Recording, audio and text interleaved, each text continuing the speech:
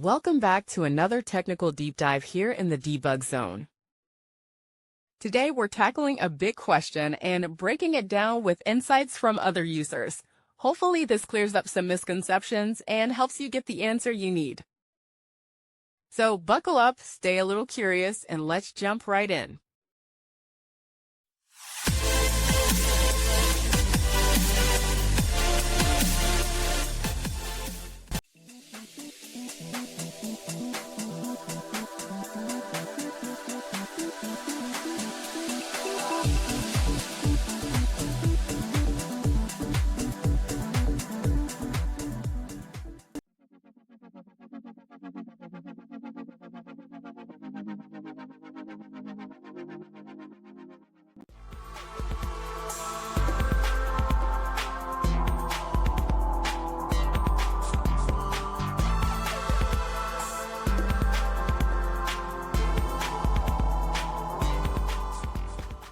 And that's a wrap.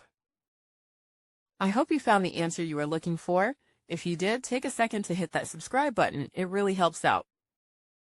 And let me know in the comments which solution worked best for you. See you next time in the debug zone.